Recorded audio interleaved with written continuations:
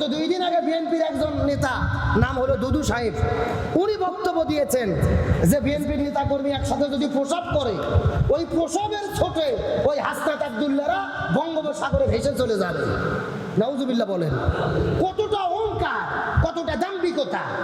যদি প্রসাব করি, প্রসাবের ছোটে ওই জুলাই বিপ্লবের হাসনাত সার্জিসেরা বঙ্গোপসাগরে ভেসে চলে যাবে, বঙ্গোপসাগরে নিমজ্জিত হবে।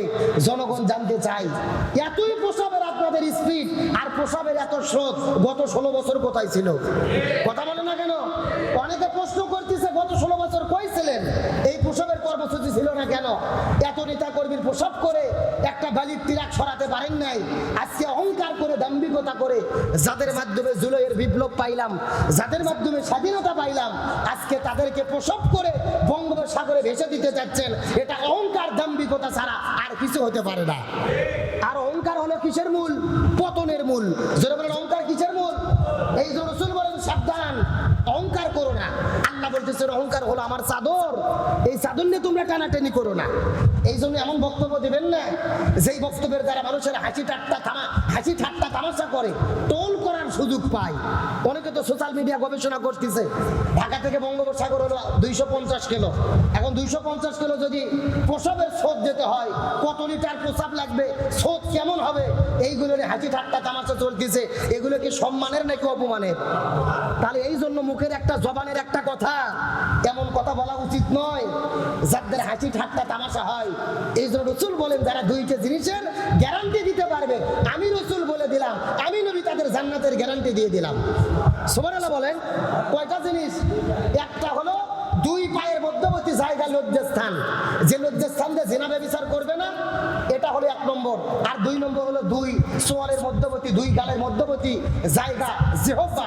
রাসূল বলেন যারা জিহ্বা এবং তাদের লজ্জাস্থানের হেফাজতের গ্যারান্টি দিতে পারবে, আমি নবী তাদের জান্নাতের গ্যারান্টি দিয়ে দিলাম। আরো জোরে বলেন না।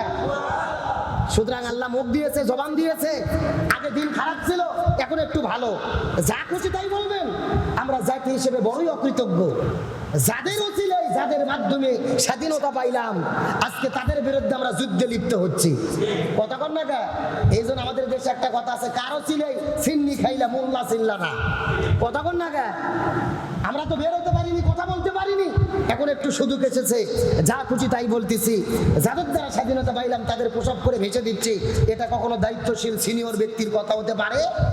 আর পাটনার গড়িয়ার একটা নেতা আবার বলেছেন যে বাংলাদেশে মসজিদ মাদ্রাসাগুলোতে যে আলেমগুলো আছে, জামাত ইসলাম যারা করে, জামাতের কোনো হুজুরকে আজান দিতে দেব না, জামাতের কোনো হুজুরকে নামাজ পড়তে দেব না।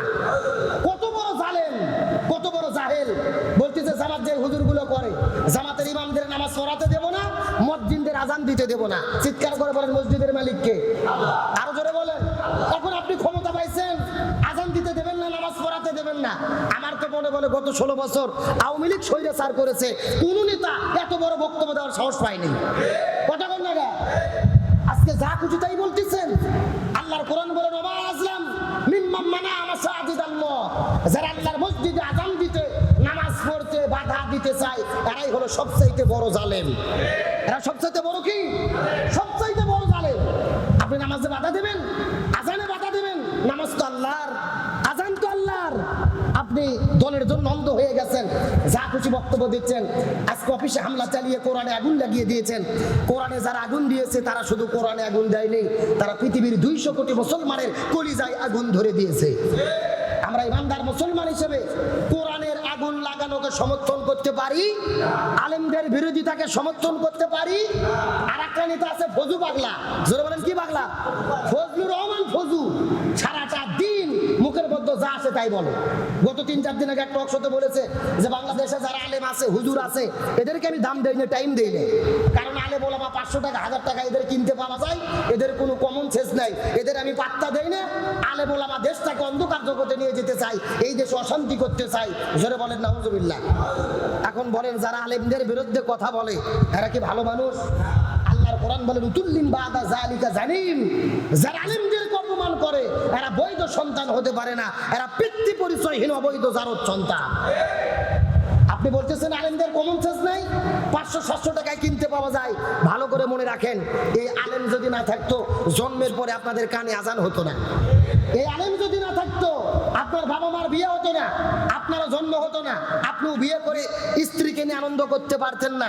আলেম যদি না থাকে মরার পরে জানাজা হবে না।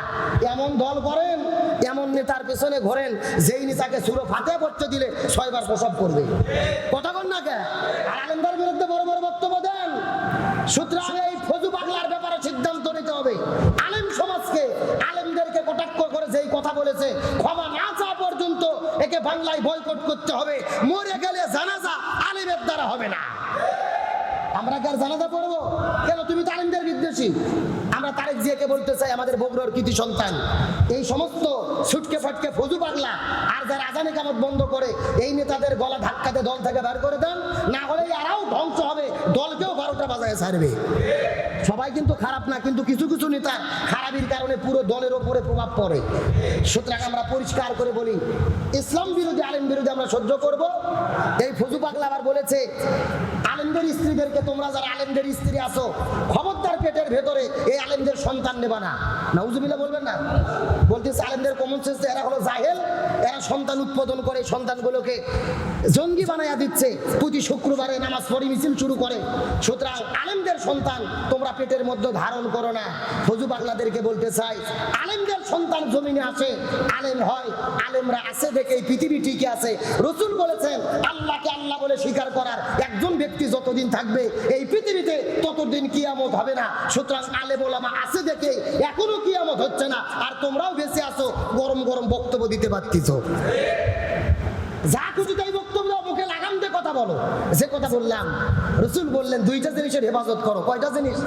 1 নম্বর লজ্জাস্থান, 2 নম্বর তোমাদের জবান, মুখের জিহ্বাকে হেফাজত করো। এই 2টা জিনিসের হেফাজত না করতে পারলে জান্নাতে যেতে হবে। আর রাসূল বলেন এই 2টা জিনিসের হেফাজত করতে পারলে আমি নবী জান্নাতের গ্যারান্টি দিয়ে দিলাম। সুবহানাল্লাহ বলেন। আমার বন্ধু মুসলমান ভাইরা, গভীর মনোযোগ। আমি আপনাদেরকে আলোচনা করতেছিলাম, রাসূল কারীম সাল্লাল্লাহু আলাইহি ওয়াসাল্লাম বলেছেন 3টা জিনিস থেকে তোমাদের বিরত থাকতে হবে।